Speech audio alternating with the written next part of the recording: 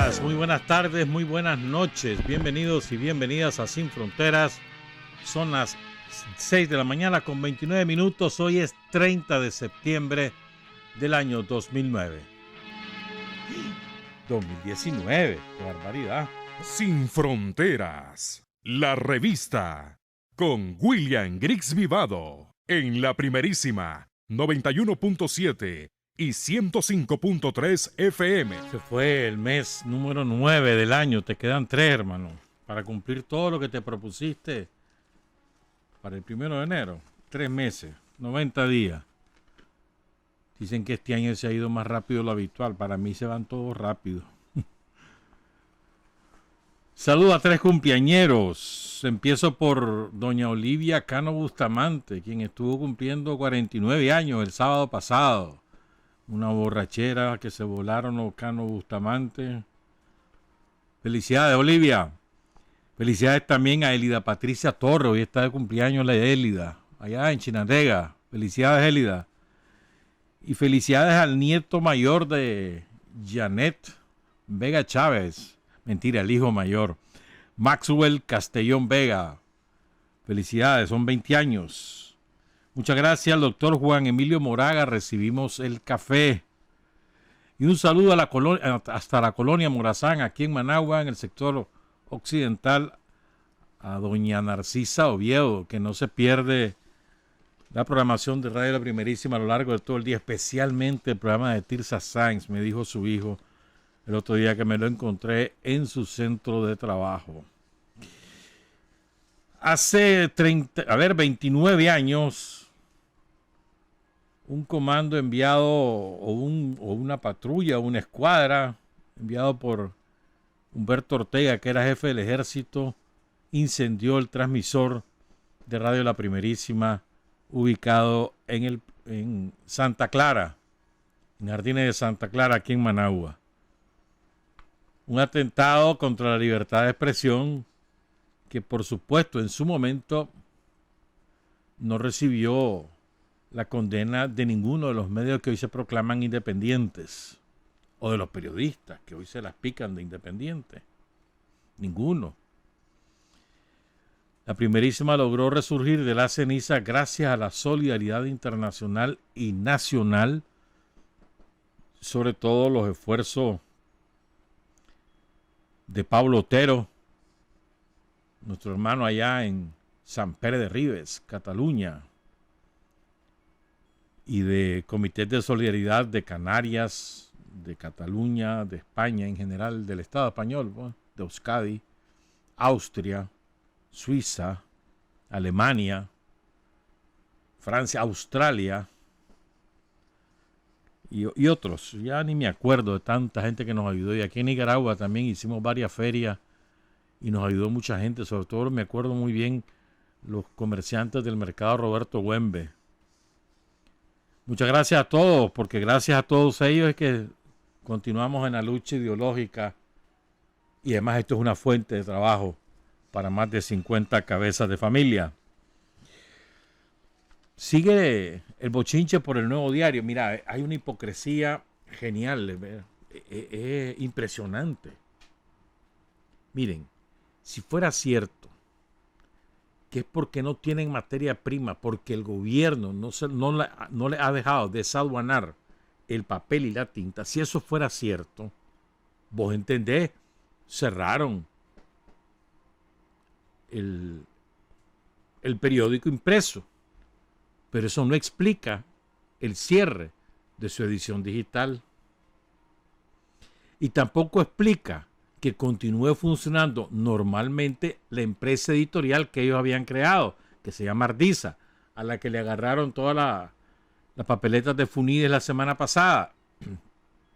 Entonces se ha construido una descomunal mentira para justificar la pésima gestión empresarial y periodística de la empresa, vale la redundancia, El Nuevo Diario, que venía de capa caída desde hace muchos años, por lo menos 10 años, y que finalmente llega a la bancarrota. Estuvo subsidiada por sus dueños, por lo menos los 2 últimos años, y finalmente dijeron, ya no quiero seguir gastando reales, cerrar esa chochada, no es temporal, no, cerrarla. Pero además cierran de esa manera la posibilidad de indagar otras cosillas, porque según distintas fuentes, el Nuevo Diario servía para lavar dinero mal habido, ¿me entiendes? A los dueños del Nuevo Diario. La verdad es que pusieron a un inepto, un incapaz, que solo sabe lavar dinero, que es Luis Rivas Leiva, lo pusieron de director del Nuevo Diario y lo llevó al fracaso, un desastre. Pero bueno, allá ellos, ¿verdad? Lo que da pesar, yo no me alegro, porque da pesar un montón de cabezas de familia al desempleo. No solo periodistas, de distintas ramas vinculadas a la comunicación que van al desempleo. Eso no nos puede alegrar. Ahora, si ellos hubieran mantenido una política equilibrada, yo no estoy diciendo que fueran gobiernistas, no. Simplemente equilibrado. Las dos versiones, no mentir, no difamar, no propagar rumores, simplemente periodismo de verdad. Pero prefirieron sesgarse y el resultado es ese. Además, se divorciaron por completo de la realidad cotidiana de la gente. Y esto también es una lección a todos los que trabajamos en medios de comunicación, porque lamentablemente hay periodistas que se creen que creen como propios los intereses de los dueños y los defienden como que si ellos fueran los dueños. Y hacen analogía, libertad de expresión, con la existencia de los medios que son propiedad de grandes empresarios. Y ahora se dan con la piel en los dientes. No anden sudando calenturas ajenas, hombre. Aprendan la lección. Y la prensa por ese camino va y va a hacer lo mismo. El mismo bochinche. Estamos en la era digital.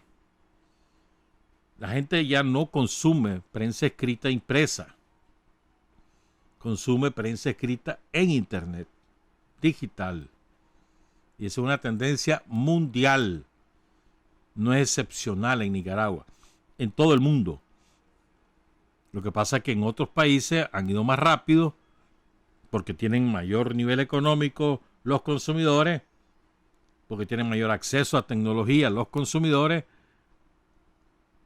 Y aquí en Nicaragua pues estamos atrasados en eso, obviamente, pero en todos lados, mano. Vos querés entrar al Diario de la Nación en Costa Rica por la digital, te dejan leer 2 o 3 noticias, después te las cobra. Por ejemplo, pues, lo mismo en Argentina, lo mismo en Chile, en todos lados. Pero estos nos vienen con el cuento como, ay, me está asfixiando el gobierno, ¿cómo no? Pero además hay un argumento sólido. No dicen ustedes que ustedes son mayoría, pues. A ver, ponerle que fuesen 500,000 de adultos con ingresos que son favorables a la posición del somocismo. Vamos a suponerlo. Compren todos el Nuevo Diario, pues. ¿Te imaginas? Si eso hubiera sido cierto, estaría bollante de ganancias del Nuevo Diario. O la prensa, va, pues cómprenla. Pero es que nadie la compra. Porque todo el mundo se va a lo digital. Porque es la tendencia mundial del mercado. Y entonces nos quieren vender mentiras. Como que si uno fuera dundo, pues. Pero bueno, pues. El sábado, el canciller Denis Moncada Colindre le tocó expresar la posición del gobierno de Nicaragua en la Asamblea General de Naciones Unidas. Un discurso que sintetiza la posición de Nicaragua en política internacional y también el aporte de Nicaragua para el cumplimiento de las cumbres del milenio, tantas veces dicho. Y creo que me parece oportuno subrayar 5 puntos que el canciller Moncada leyó en su discurso del sábado pasado en la Asamblea General. Primero, Nicaragua, en general Centroamérica somos víctimas del cambio climático. Y por eso urgimos a los que causan el cambio climático que cuanto antes tomen las medidas pertinentes para frenar y luego para impedir, pero primero para frenar al menos. La verdad es que cada vez que uno lee informes de los científicos de cualquier instancia internacional, uno se decepciona más porque cada día se acorta más el periodo para que las tragedias de proporciones mayúsculas empiecen a afectar a todo el planeta, sobre todo los países empobrecidos. El mar que sube de nivel y que invade ciudades costeras, prolongados periodos de sequía y con un calor insoportable para gran parte de todo el mundo, o temperaturas extremas de frío en las partes que habitualmente no padecen esa temperatura, entre otras cosas. Pues. Desierto. ¿Sabes cuánto crece cada año los desiertos en el mundo? 134.000 kilómetros cuadrados. Cada año hay 134.000 kilómetros cuadrados nuevos de desierto en el mundo. Pero los ricos, en su ambición de ser más ricos y el poder y de dominar a todo el mundo, no quieren que se haga nada. Y el resultado va a ser catastrófico para la especie humana, para las especies animales, para el mundo en general, para la flora. Y a nosotros nos interesa como país víctima que cuanto antes todos los grandotes se pongan de acuerdo y que tomen en concreto medidas. El principal enemigo de eso es Trump, Estados Unidos en general. Son enemigos de aplicar medidas que frenen el cambio climático. Segundo punto que enunció Nicaragua, me parece muy importante.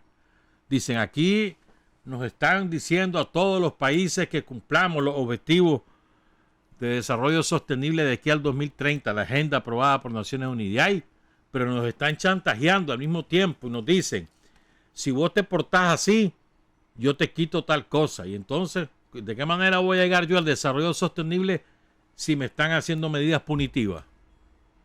Chantajistas. O hacer lo que yo digo, o te quito préstamo, o te quito ayuda. Eso es la política de los grandes estados capitalistas. Nicaragua lo denunció, es decir, deben desaparecer las medidas coercitivas unilaterales que son violatorias del derecho internacional y de los derechos humanos de nuestros pueblos. Poner obstáculos e impedir que los pueblos alcancemos dichos objetivos es inhumano y delictivo y debe ser denunciado y condenado por toda la humanidad. Efectivamente, es inhumano y delictivo. ¿Por qué es delictivo? Porque infringe normas de derecho internacional, las viola. Son delincuentes los que aplican el chantaje. Son delincuentes los que aplican la coerción. Estados Unidos a la cabeza. Tercero, Nicaragua ratificó lo que ya en el 2008 había planteado cuando fue presidente de la Asamblea General de Naciones Unidas el padre Miguel de Escoto. Las Naciones Unidas necesitan una transformación total, una reingeniería, dicen otros. Una transformación radical, total, completa, porque el mundo de hoy, de 2019, no tiene nada que ver con el mundo cuando se fundaron Naciones Unidas, allá en 1948, nada que ver. Pero Naciones Unidas se mantiene anquilosada. Una estructura ampulosa, obsoleta, procedimientos para tomar acuerdos que no se corresponden con la proporción de población que vive en todo el mundo, etcétera. Pues. Más el famoso veto en el Consejo de Seguridad. Pues. Si ahí los gringos se les da la gana, te bloquean cualquier cosa que afecte sus intereses o los intereses de sus aliados. No importa que esté harto demostrado que un pueblo está siendo víctima, por ejemplo, de aniquilación sistemática, como es el caso del pueblo palestino. No importa que haya una declaración oficial de la Asamblea General para la independencia del pueblo saharaui, porque están de por medio de Marruecos, su aliado. No importa que sea mentira que hay bomba atómica en Irak, porque de todas maneras ellos aprueban una resolución que finalmente desemboca en la destrucción de Irak. Y así. Eso hace falta transformarlo. Y además le agregó el gobierno de Nicaragua la posición oficial del Estado nicaragüense, que se suma a la propuesta de otros países de cambiar la sede, sacar a Naciones Unidas de Nueva York, y en este caso Nicaragua propone que se traslade al continente africano. Esa es una propuesta novedosa, porque hasta ahora lo que había sonado era el canciller ruso había hablado de trasladar a Naciones Unidas a la ciudad de Sochi, allá en la Federación Rusa. Y luego el canciller Moncada ratificó la solidaridad de Nicaragua con Cuba. Es atroz lo que le están haciendo a Cuba, la están asfixiando. Rusia va a ayudar, pero no va a ser suficiente. Necesita mucha mayor solidaridad Cuba para poder superar el dificilísimo momento que en este momento está atravesando, vale la redundancia. Primero porque las medidas punitivas, las medidas coercitivas de Estados Unidos han sacado los cruceros, por ejemplo, de Cuba, por ejemplo. Además de toda la barbaridad que han hecho en el bloqueo con los medicamentos, con los equipos médicos y todas esas atrocidades que han hecho a lo largo de casi 60 años, ahora agregan el turismo y agregan el petróleo. Le prohíben a las empresas de transporte marítimo que vayan a Cuba a dejar petróleo. Ese es el extremo, pues. Pero además la solidaridad con Venezuela, la denuncia del TIAR como un instrumento que solamente sirve a los intereses imperialistas de Estados Unidos, puesto que, por ejemplo, en 1981, cuando hizo falta efectivamente aplicar el TIAR, porque había una potencia extracontinental que estaba agrediendo a un latinoamericano o a un americano que era Argentina, en aquel momento, en lugar de ponerse del lado de Argentina, Estados Unidos se puso del lado de Gran Bretaña, que estaba agrediendo a Argentina por las Malvinas. Y le facilitó el uso de satélites y etcétera. Pues. Entonces, traicionó, puñaleó a toda América y, por lo tanto, hizo que fuera papel mojado el TIAR. Ahora lo resucitan al amparo de sus intereses para supuestamente aplicarlo a Venezuela, cuando no tiene ninguna cabida. No existe ningún artículo de ese famoso TIAR que pueda justificar la agresión militar a Venezuela. Nicaragua no es signatario del TIAR. También ratificó la solidaridad con Puerto Rico, la solidaridad con el pueblo de Siria, con el pueblo de Irán, con el pueblo saharaui, entre otras luchas de pueblos hermanos. Y finalmente un factor, o mejor dicho, un punto muy importante que creo que subrayó el canciller Denis Moncada, y es lo que representa a Nicaragua en la región. Es un factor de estabilidad, de seguridad regional, un freno del crimen organizado internacional, de las maras de las pandillas, del terrorismo y de la narcoactividad. Eso es Nicaragua. Es un muro de contención en todo el sentido de la palabra. Y ahí lo resalta como una de las principales fortalezas. Además, el informe de la Organización de Naciones Unidas para la Infancia, UNICEF, cayó precisamente unos días antes y de manera muy oportuna para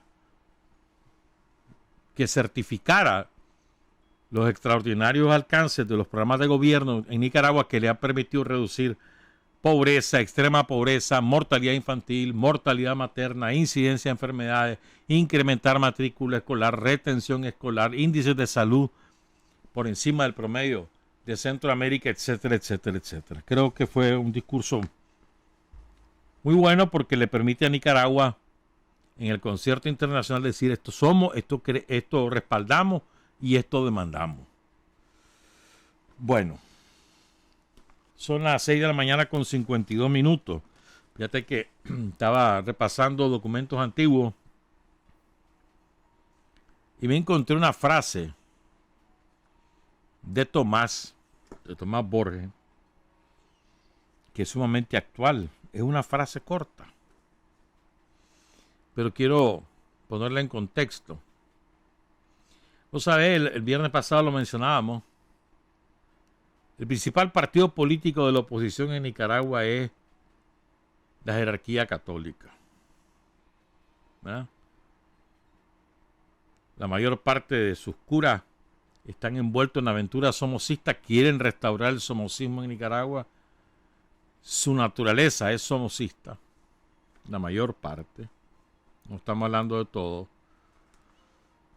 Sobre todo algunos obispos en particular.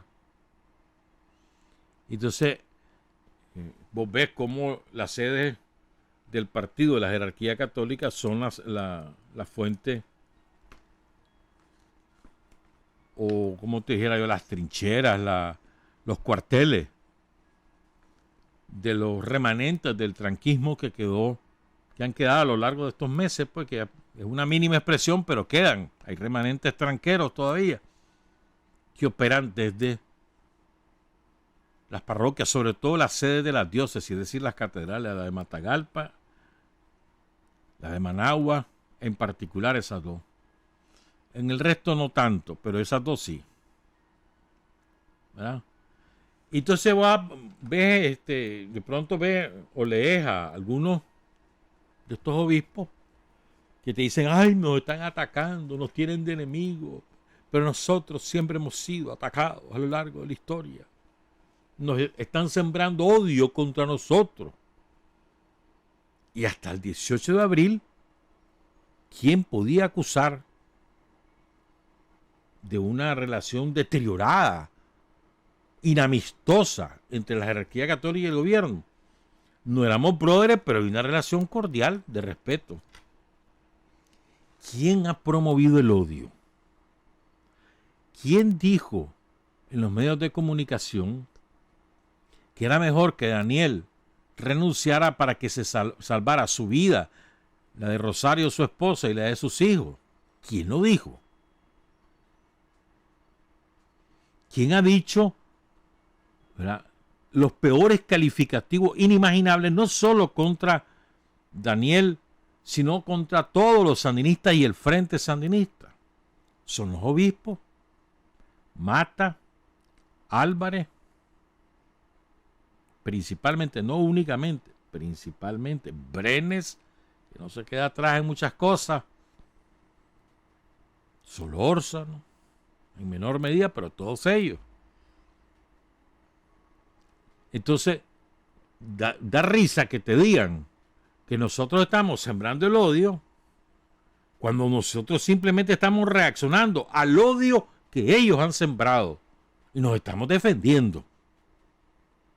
Nosotros no le pedimos a los curas, a los obispos que se vuelvan sandinistas, que nos respetemos, nada más que nos respetemos. Hagan la oposición que les dé la gana, pero de manera respetuosa, respetando primero el poder constituido, legal y legítimamente constituido. No inventado, legal y legítimamente constituido. Primero, respetarlo. Segundo, respetar que todos tenemos derecho a tener la afiliación política que nos dé la gana. Respétenlo. Y ustedes son supuestamente pastores de una grey que es diversa. Respétenla. Nada más. Ya está. Papo, si quieren poner un tercero, contribuyan a la convivencia armónica, pacífica en la sociedad sobre la base del respeto. Nada más. Nadie les está pidiendo a los obispos que se vuelvan sandinistas. Que le digan a Daniel Ortega, viva Daniel. No. Que nos respeten, nada más. ¿Qué cuesta? Nada cuesta. Entonces no hay guerra contra ellos de ninguna clase. Guerra de ellos contra nosotros sí. Y la promoción de actos de todo tipo contra nosotros sí. Y la bendición de los curas a los asesinatos de sandinistas y de policías durante los eventos del año pasado, sí. O ya se les olvidó lo que hicieron con Gabriel de Jesús el año pasado en Masaya, cuando el cura daba instrucciones de cómo proceder con el muchacho que estaba secuestrado, después lo asesinan, con el cura sabiendo que lo están haciendo, o quizás lo ordenó, no me consta, quizás lo ordenó. Lo que sí me consta es que él dio instrucción de qué hacer con su cadáver. ¿Se acuerdan? Eso no fuimos nosotros. Fue un cura. O el odio que destila todos los días del mundo el borracho de Román ahí en Masaya, todos los días del mundo.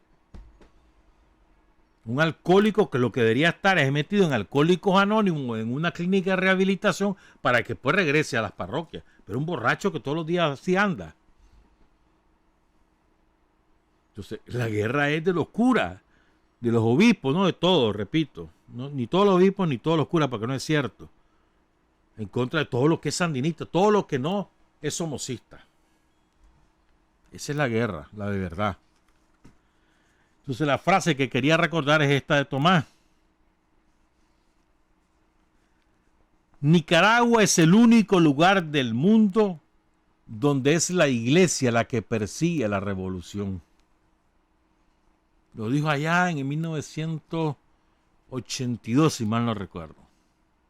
El único lugar del mundo donde la iglesia persigue la revolución. Cualquier parecido con la situación actual no es coincidencia, es continuación histórica del comportamiento político de la jerarquía católica, no solamente durante la revolución, sino desde el siglo XIX. Contraria a todo progreso, a todo avance de la sociedad, siempre, aquí en Nicaragua. Y estaba recordando que además, vos sabés que Nicaragua, no recuerdo si fue en el 83 o 84, Nicaragua logra ser electa como miembro no permanente del Consejo de Seguridad. No recuerdo el año, creo que fue 83 o 84. ¿Verdad? Entonces vos sabés, cuando un país tan chiquito como Nicaragua, imagínate en aquella época más pequeño en términos poblacionales, entonces sale electa Nicaragua, que fue una elección abrumadora. Entonces todos los embajadores van a saludar a los representantes de Nicaragua, encabezados por el canciller Miguel de Escoto. ¿Sabes quiénes no felicitaron a Nicaragua? Dos países, hasta Israel felicitó a Nicaragua esa vez. Pero hubo dos que no. Por supuesto, Estados Unidos, ¿lo dudás? Reagan en el poder. Uno. Y dos, el Vaticano. No quisieron. Eso te da una idea de cómo es la cosa, pues. Yo te repito, pues a mí me parece que la mejor opción para que aquí todo el mundo haga lo que le dé la gana de manera tranquila es el respeto. Nosotros respetamos su ámbito de trabajo, ellos respetan el nuestro con las críticas que quieran, pero críticas desde el respeto y sin el ánimo de la confrontación, del bochinche, del incentivar los secuestros, los asesinatos, sin ese ánimo, con las críticas que les dé la gana. Sí, tienen todo el derecho del mundo a ejercerlo con absoluto rigor y amplitud, pero sobre la base del respeto. Y eso es lo que no tenemos en Nicaragua con la mayoría de los obispos, ¿verdad? Y a propósito de esto, es que vamos a hablar hoy, vamos a contarles, a recordar para una parte de los oyentes y a contarles una novedad para la mayoría. Un caso emblemático que ocurrió en los años 80 en las montañas de Nueva Segovia, de un matrimonio que dio ejemplo de testimonio de servicio al prójimo desde su fe cristiana. Son las 7 de la mañana con 2 minutos, regresamos. Hay hombres que luchan un día y son buenos. Hay hombres que luchan un año y son mejores. Pero hay hombres que luchan toda la vida. Esos son los imprescindibles. Son las 7 de la mañana con 6 minutos. El día sábado recibí una carta de un compañero, combatiente histórico, cuyo nombre es Carlos Iván Ponce. Quiero contar lo que él nos dice. Él es de Estelí. Dice que no precisa la fecha, ¿verdad? Probablemente la insurrección de septiembre. Dice, había un un talabartero de nombre Enrique, que vivía sobre la calle del cementerio Esteliano, y le avisan que había un cuerpo que parecía que era de su hija, una chavala de 20 años, y efectivamente era ella. La habían matado, ¿verdad?, de un disparo que le atravesó la cabeza, le expulsó la masa encefálica, un disparo de los francotiradores de la Guardia Nacional en Estelí. La bala le entró por la frente, le destrozó la cabeza, imagínate, una bala de Garand, una cosa terrible. Entonces dice el testimonio de Carlos Iván Ponce que llegó don Enrique a ver el cuerpo de su hija y le besó lo que quedaba de su rostro. ¿Verdad? Los pobladores, entre ellos Carlos Iván, pues recogieron los restos y después cargaron el cadáver. ¿Verdad? Que fue bajo una lluvia de balas, lo llevaron al cementerio y lo depositaron en la primera bóveda de la familia ricachona que tenían allí en el cementerio. Ahí depositaron el cadáver de la muchacha. Luego cuenta un poco de la insurrección de septiembre y recuerda lo que él recuerda. Dice que él estaba cipote. Él tenía 12 años y andaba con otros chavalos recogiendo, pues llevando y trayendo mensajes, metiéndose por recovecos hasta llegar a un destino enviado por los mandos guerrilleros, entre ellos el comandante Elías Noguera, René. Dice que él recuerda cómo la aviación somocista calcinaba la ciudad de Estelí. Los grandes estallidos y las grandes llamaradas se veían a lo lejos. Avanzada la insurrección, diezmados por el cansancio y el hambre y con pocas municiones, con muchos heridos, se ordenó la retirada. Y aquí viene el otro relato. En esa retirada, la guardia incursionó con todo el huevo en algunos flancos donde la guerrilla estuvo débil. Es así que un joven llamado Óscar Omar Ponce, que solo tenía 16 años, recibe la orden, junto a otros compañeros, de cubrir la retirada de las columnas jefiadas por el Zorro, por Francisco Rivera, y él se queda con un grupo de compañeros con un fusil 30-30 hasta el final, pero pierde la vida al cubrir la retirada. El 20 de septiembre de 1978 en Estelí. Él era hermano de este compañero de Carlos Iván Ponce, combatiente histórico. Gracias por su testimonio, compañero. Quiero hablar ahora de los Barreda, de Felipe y Mary Barreda. Y agradezco a Tania, su nieta, que nos suministró bastante información. Es difícil resumirla, voy a intentar hacerlo. Miren, el asesinato de Felipe y Mary Barreda estremeció el país. No solamente por los detalles atroces en que fue consumado, sino sobre todas las cosas porque era un matrimonio ejemplar, muy querido en Estelí, muy conocido en Estelí por su labor generosa, por su fraternidad, por su interés para que la gente pobre superara su pobreza. Un matrimonio ejemplar en todo el sentido de la palabra. Entonces era muy querido en Estelí. Y cuando ocurre aquel crimen, eso estremeció a todo Nicaragua. Y fue aún peor porque 9 o 10 meses después se supieron los detalles de lo que ahí ocurrió. Los sobrevivientes contaron una parte, pero es que después el mero asesino contó cómo lo había hecho. Vamos a resumir estas cosas. Felipe tenía 52 años, Mary tenía 50 años al momento que los asesinan. Ellos eran dueños de una joyería ahí en Estelí. Y tenían una posición bastante cómoda, la joyería y relojería Edox. en la ciudad de Estelí. Engendraron 6 hijos: Felipe, el mayor, Mario, Sandra, Indiana, Ana y Victoria. Y eran desde siempre muy católicos, pero hasta 1968 más o menos profesaban su fe de manera tradicional: el ir a misa, la confirmación, la comunión, la confesión, poco más.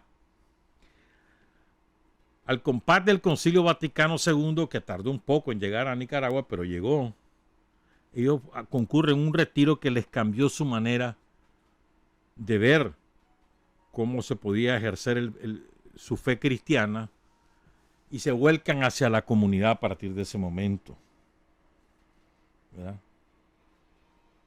Y empiezan a trabajar en los barrios con la gente más empobrecida, a fomentar cooperativas, a fomentar distintas cosas, iniciativas para que la gente pudiera salir de la pobreza.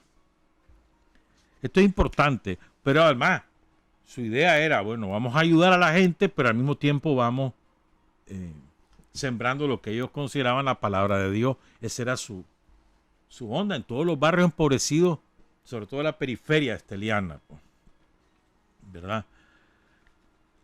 Hacia más o menos 1975 ellos deciden iniciar la colaboración con el Frente Sandinista, más o menos en el 75, y se convierten no solamente en casa de seguridad, su casa era casa de seguridad, sino que además ofrecían dinero para sostener la lucha guerrillera, y además, ¿verdad?, ellos mismos predicaban el incorporarse a la lucha revolucionaria, el fusionar cristianismo y revolución, ¿verdad?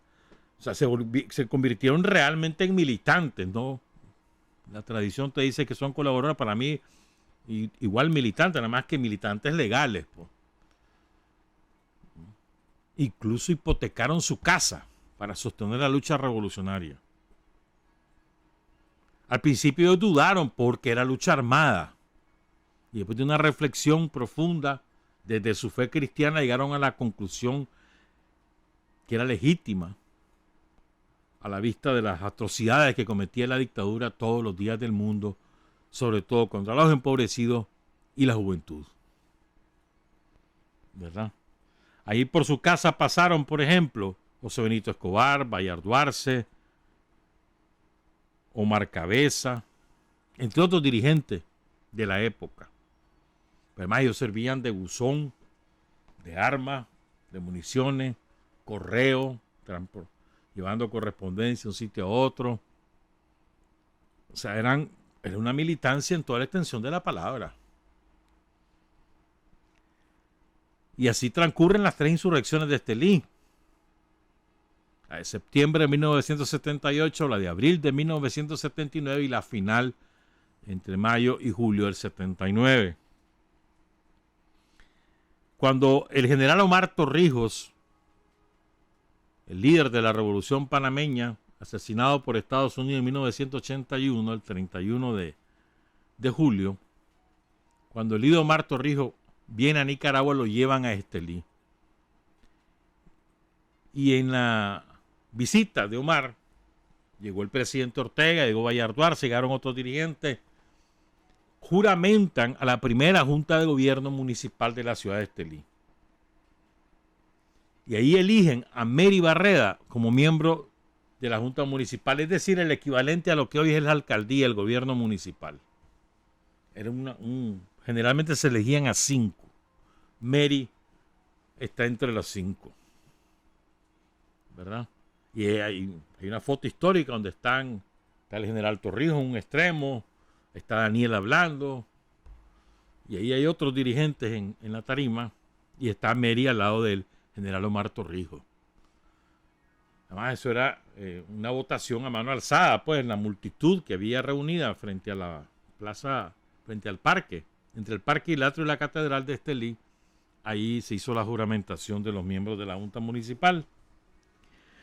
Cuentan que a partir de ese momento Mary se entregó con pasión a su trabajo. No solamente era la formalidad del cargo, sino que además se tenía que ocupar de la limpieza de toda la ciudad, que estaba llena de escombros por el bombardeo masivo de la Guardia en tres ocasiones, y además ayudar a la reconstrucción de la vivienda y de los edificios de la ciudad.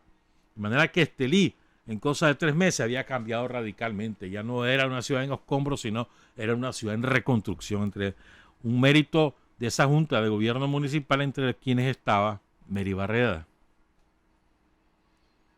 Pero además ella seguía incorporada a su trabajo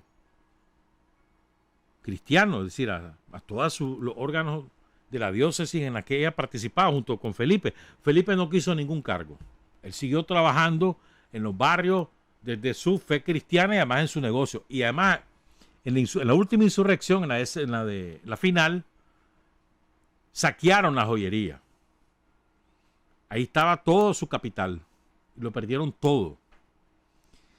Cuando triunfa la revolución, el gobierno de reconstrucción nacional les dijo que los iba a indemnizar y ellos se negaron. Dijeron que no. Y siguieron integrados en todas las tareas revolucionarias. Sobre todo, repito, trabajando en los barrios empobrecidos. El caso es que trabajaban en el equipo de educación popular, hacían los cursillos de cristiandad, de todo, pues eran parte del consejo pastoral de la ciudad de Estelí. En diciembre de 1982 había que ir a cortar café. ¿Por qué razón?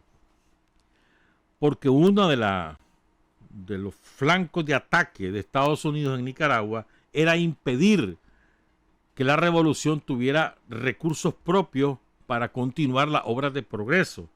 Y una manera de obtener esos recursos era la exportación de café. Entonces, una línea de ataque de Estados Unidos mediante la contrarrevolución era impedir que se recolectara el café, para que a su vez Nicaragua no pudiera exportar café y no tuviera divisa. Entonces se convirtió en una necesidad estratégica de la revolución levantar la cosecha de café. Y se arman las brigadas de cortadores voluntarios en todo el país. De los colegios, en las universidades, en los barrios, en los centros de trabajo, de Managua, de Estelí, de Matagalpa, de León, de Chinandega, de todos lados. A ir a cortar café, protegido por milicianos. Ya la incursión de los guardias nacionales somocistas desde Honduras era cada vez más frecuente, amparados por el ejército hondureño, entrenados por asesores argentinos y jefiados por la CIA. Todo el borde fronterizo entre Nueva Segovia, Madrid y Chinandega con Nicaragua, con Honduras, todo ese borde fronterizo de esos 3 departamentos, incluso hasta Jinotega, estaba plagado al otro lado, al lado hondureño, de campamentos de la contrarrevolución, desde donde incursionaban, incendiaban ranchos, asesinaban campesinos, maestros, trabajadores de la salud, trabajadores del Estado, destruían puentes, destruían escuelas, iban y venían, habían sembrado el terror en toda la zona. Muy bien armado, muy bien entrenado. Y con un sadismo, el sadismo del somocismo. Pues. Ya les vamos a contar cosas concretas de eso. El caso es que entonces, bueno, Mary y Felipe se suman a la campaña para que vaya la mayor cantidad de gente posible a cortar café. Pero no logran completar la cantidad, había mucho miedo. Entonces Mary y Felipe, que tenían previsto hacer una Navidad comunitaria, habían organizado todo para la cena y todo, la piñata y todo lo demás, deciden, para dar el ejemplo y motivar a otro, deciden ir a cortar café. Vean qué bonito. Los dos, para dar el ejemplo, para animar a que otros se incorporaran, deciden ir a cortar café. Ella tiene 50 años y él tiene 53 años. En general, quienes iban a cortar café, los chavalos y las chavalas. Tal vez de 30 para abajo, ponerle. Pero en general eran la juventud la que iba.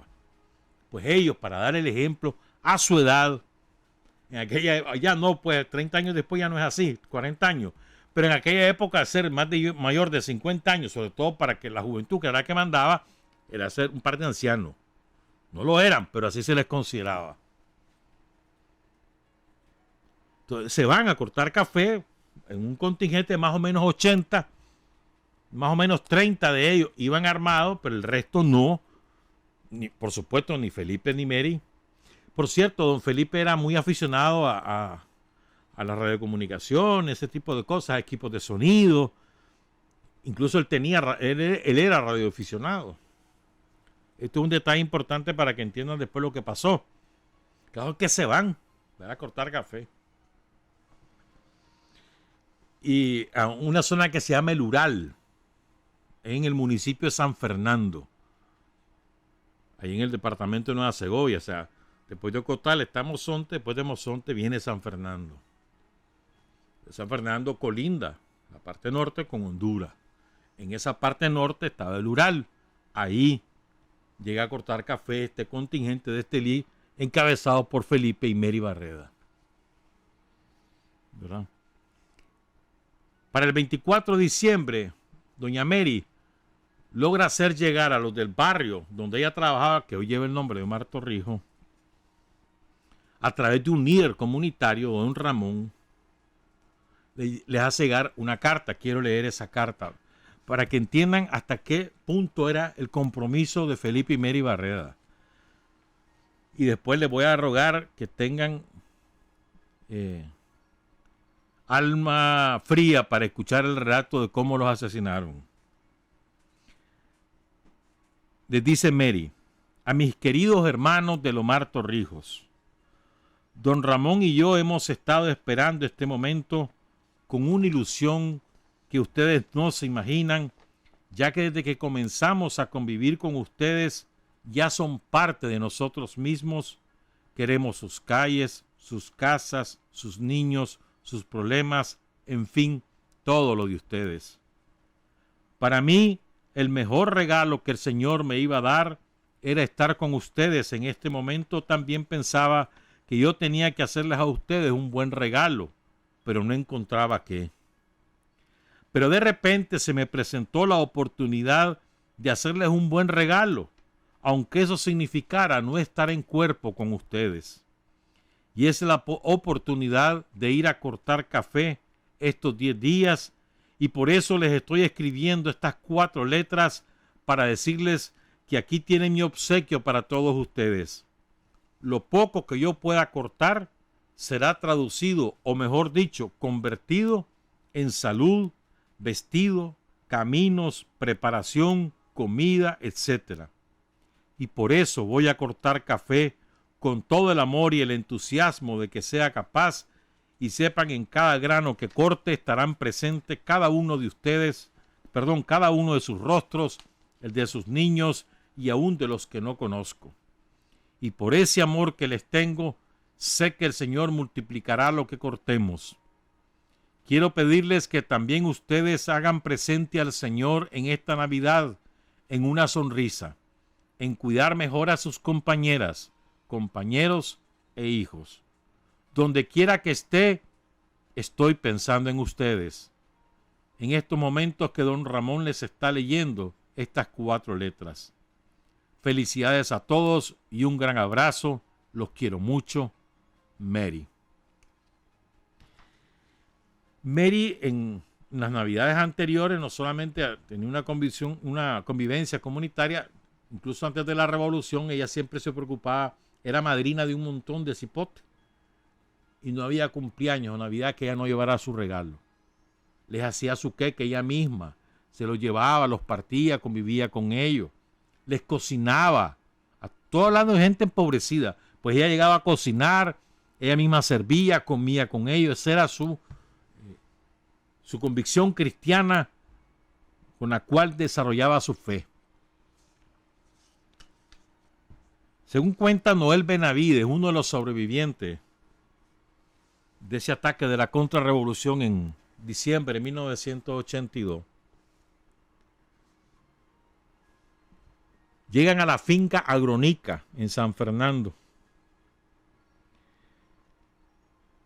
El 24 de diciembre, el propio 24.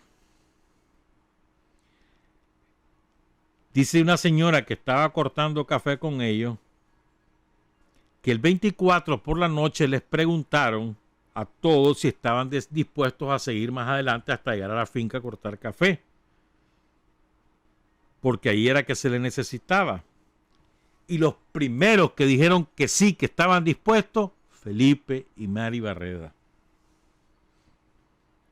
Entonces, al ver lo otro, que ellos estaban tan decididos, siendo los mayores, todo el mundo dijo que sí.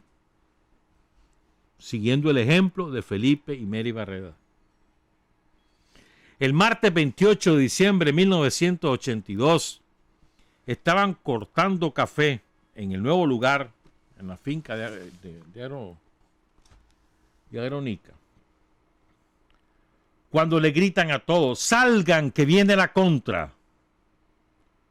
Los contras los empezaron a rodear y alguien ofreció a los Barreda salir del lugar. Y Mary les dijo que se fueran, que mejor los dejaran ahí para que ellos lograran huir y evitar que muriera más gente. Si tenemos que morir, moriremos juntos. Mary y Felipe Barreda.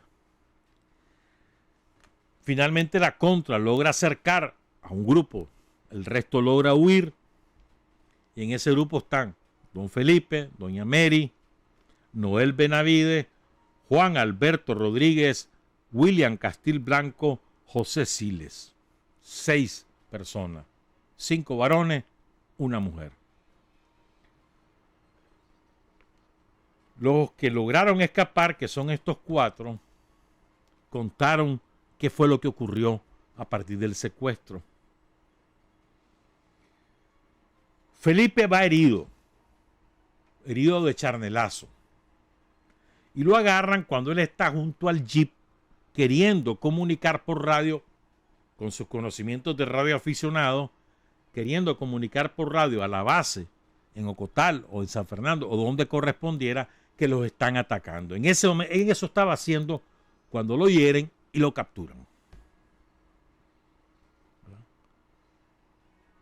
Felipe iba herido. Mary iba bañada en sangre con una hemorragia. Y uno de los jefes contras preguntó a la tropa, ¿aguantará esa vieja? Y los demás se rieron. Algunos contestaron, sí aguanta. Y dijo el jefe, pues déjenla aquí. Y la dejaron en un corral. A Felipe y los muchachos, los 4, William, Juan Alberto, Noel y José, los obligaron a seguir avanzando por territorio hondureño. Felipe casi no podía caminar.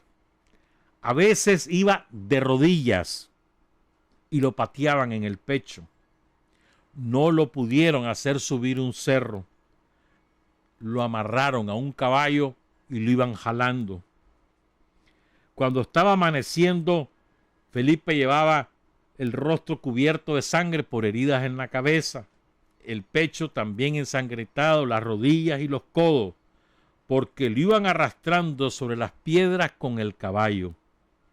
La ropa se le había desgarrado y estaba casi desnudo. Él les imploraba que lo mataran, pero lo seguían arrastrando. Por la tarde llegaron a un campamento en Honduras donde estaba de jefe el muerto. Y el muerto ordenó que los desnudaran y los amarraran a unos árboles. Ahí pasaron la noche en un lodazal bajo un torrencial aguacero. Al día siguiente, desnudos, los llevan a una cárcel, a una celda, y el muerto se encarga de interrogarlos.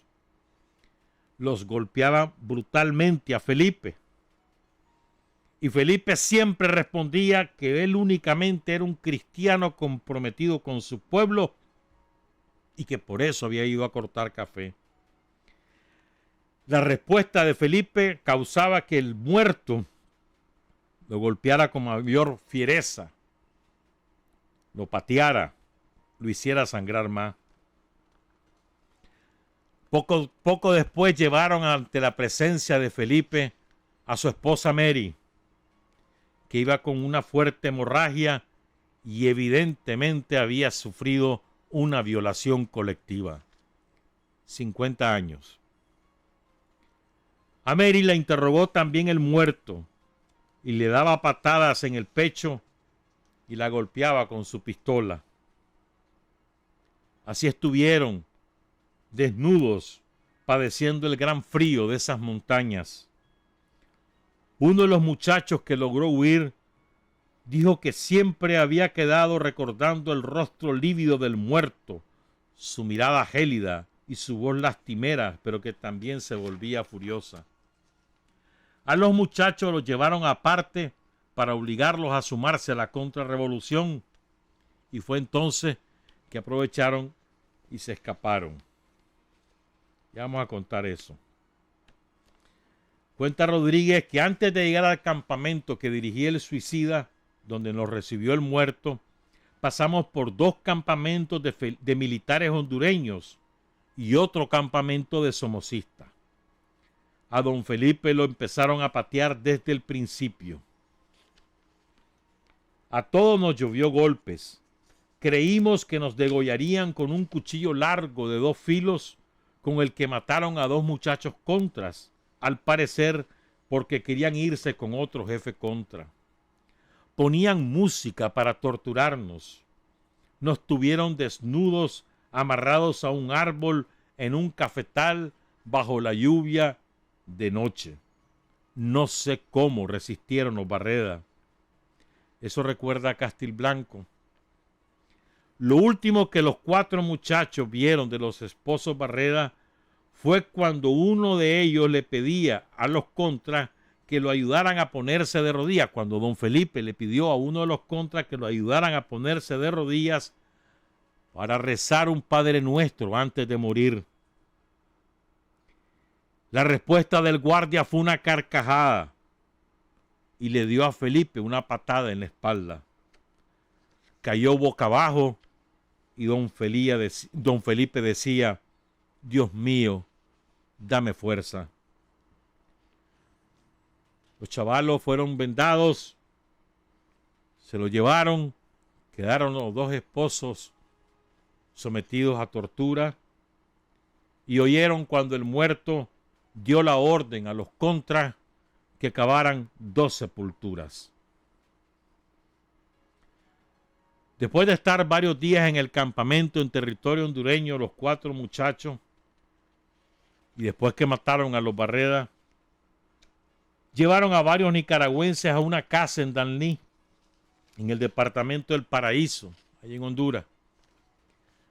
Había como 40 niños, hombres y mujeres de todas las edades, hambrientos y desnudos. Parecían campesinos y servían de rehenes a la contra. Eran familiares de hombres jóvenes que estaban combatiendo bajo esa presión. Pongan cuidado.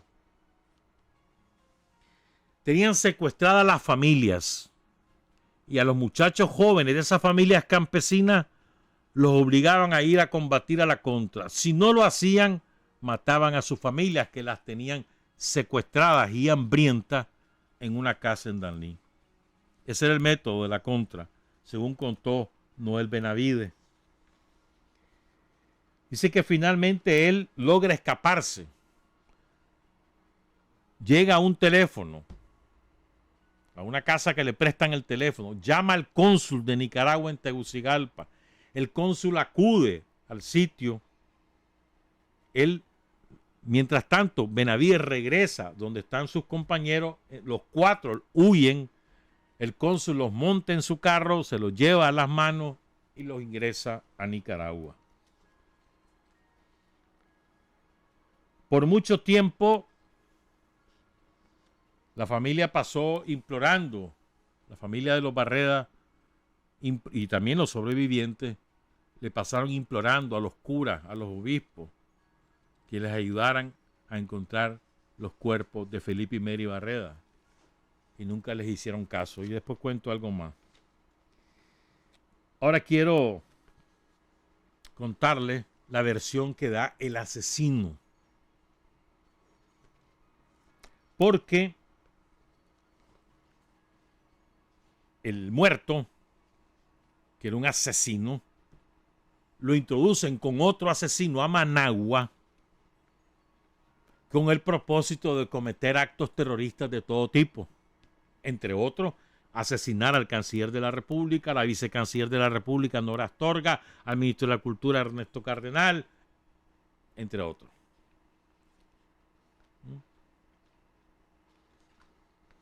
Y entonces, oigan este relato que hace el asesino, que lo resume la edición semanal de Barricada Internacional del 19 de septiembre de 1983. Estamos hablando de 9 meses después del asesinato de los Barreda. Yo recibía órdenes y ese era mi trabajo. Y mi trabajo me gustaba. La afirmación que hace Pedro Javier Núñez con la mirada fija y la voz monótona no pasaría de ser un asunto personal si no fuera porque su oficio como jefe de inteligencia de una fuerza de tarea somocista incluía torturar y matar no solo a civiles nicaragüenses, sino también a otros contras. Su caso provocó especial estupor en Nicaragua porque fue acusado de asesinar 9 meses atrás a los esposos Mary y Felipe Barreda, muy conocidos en Estelí, donde fueron delegados de la palabra, colaboradores de la guerrilla durante la dictadura y destacados militantes del Frente Sandinista. Núñez fue capturado en un barrio de clase media al occidente de Managua el 31 de mayo de 1983 en compañía de Jorge Ignacio Ramírez Zelaya, un ex instructor de la Escuela de Entrenamiento Básico de Infantería, EBI, que dirigía el hijo del dictador Somoza. Los dos integraban un comando que llegó hasta la capital con la misión de asesinar al padre Miguel de Escoto, ministro del Exterior, al padre Ernesto Cardenal, ministro de Cultura, y a la viceministra del Exterior, Nora Astorga. También pretendían sabotear las estaciones estatales de radio, el sistema sandinista de televisión y el sistema militar de comunicaciones, dinamitar la única refinería de petróleo del país e impedir el abastecimiento a los batallones de reserva del Ejército Popular Sandinista. Inicialmente, solo Ramírez dio detalles sobre su participación en la llamada Fuerza Democrática Nicaragüense. Voy a hacer un paréntesis. Así se llamaban estos asesinos, Fuerza Democrática Nicaragüense. Ellos asumían que eran los democráticos, porque esa es la democracia que ellos entienden, la del asesinato, la del secuestro, la del crimen, como ocurrió el año pasado. Asesinato, secuestro y crimen. Esa es la democracia somocista. Negó toda participación en los asesinatos de campesinos que las fuerzas de tarea cometen en el norte y aseguró que él solamente recibió en Honduras a los esposos Barreda cuando estos fueron secuestrados el 24 de diciembre.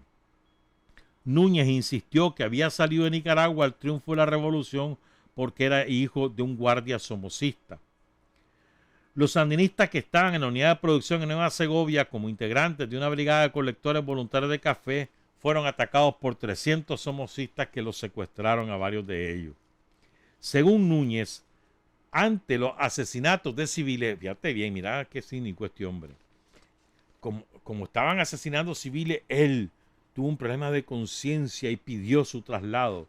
Y fue así como le dieron entrenamiento en manejo de explosivos y se le encomendó la misión en Managua, donde fue capturado por la seguridad del Estado a los 2 días de su ingreso. Esa fue la gran eficacia de la seguridad del Estado.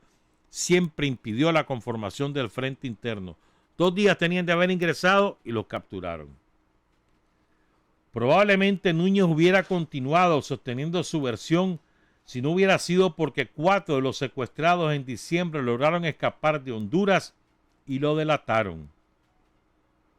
No podía creer lo que estaba viendo en el periódico. Volví a ver su foto y con un escalofrío recordé todo. Era él, el muerto, el torturador, el asesino de los Barreda, comenta Noel Benavides, porque en los periódicos del 19 de agosto aparecían publicadas las declaraciones y fotografías de Ramírez y Núñez, cuyo apodo el muerto se lo pusieron los propios somocistas. De inmediato, Benavides llamó por teléfono a Felipe Barreda, hijo de la pareja asesinada, y lo mismo hicieron otros 3 sobrevivientes, Juan Alberto Rodríguez, William Castilblanco y José Siles. Las autoridades nicaragüenses entonces hicieron un careo entre los 4 y Núñez, y fue así como 4 meses después de su captura, el somocista confesó sobre su trabajo para la democracia somocista, la FDN. Al principio, Pedro Javier Núñez negó delante de sus antiguos rehenes que él hubiera matado a la pareja Barreda. Luego fue hablando. Primero reconoció haber matado de un balazo en la cabeza a Mary y a Felipe Barreda. Llegaron a su campamento, según él, bastante maltrechos, pues la mujer sangraba y su marido tenía fragmentos de mortero en los brazos y en la cara. Como el primer día de interrogatorio no dio buenos resultados, el suicida, jefe del campamento, llamó al Estado Mayor de la democracia somocista en Tegucigalpa y avisó que había 2 elementos gruesos, y entonces se pensó en hacer una operación de propaganda. Llegaron al sitio, al campamento, el capitán somocista Abel Hernández, jefe de inteligencia de la democracia somocista, y un periodista independiente de esa agrupación llamado Noel Ortiz, con el propósito de filmar al matrimonio Barreda. Los somocistas querían que el matrimonio renegara ante las cámaras de su militancia sandinista. Durante el 29 y 30 de diciembre, Núñez y otro miembro del Estado Mayor de apellido Tijerino golpearon incesantemente a los Barreda. Nos turnábamos y a veces les dábamos los 2 al mismo tiempo. Cuando nos cansábamos, continuaban mis 2 hombres en el equipo de inteligencia, graduados de la EBI, añadió el muerto. Hasta ese momento no les habíamos tocado la cara a los Barreda porque no queríamos que aparecieran con el rostro desfigurado en la filmación. Pero los Barreda me enojaron porque ni con los golpes de mi Browning, una pistola Browning, ni con las patadas cuando caían al suelo aceptaban dejar de ser sandinistas. A él le abrí las heridas con la culata de mi pistola. A ella también le di duro. Varios días después estábamos claros de que esas 2 personas no iban a hablar nada y no se iban a plegar a nosotros. Entonces llegó la orden de Tegucigalpa que los matáramos. Al fallar el proyecto de propaganda, entonces les dimos en todas partes con la pistola y a patada hasta desfigurar sus rostros. Yo entré a la choza que hay en el cerro de Potrero Grande, cerca del centro de mando del campamento, que es donde interrogaba a los presos.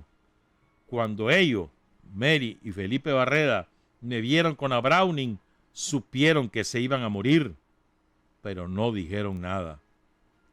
Núñez no logra entender la fortaleza de sus cautivos. La verdad es que estaban convencidos de ser sandinistas, dice. Los periodistas le preguntaron por qué los había matado y dijo, porque era imposible quebrarles la moral, no pudimos doblegarlos. Agregó que les habían estado proponiendo que colaboraran con la contra y que así salvarían sus vidas, pero ellos habían estado dando siempre la misma respuesta, que eran cristianos y sandinistas desde hacía muchos años y nunca dejarían de serlo.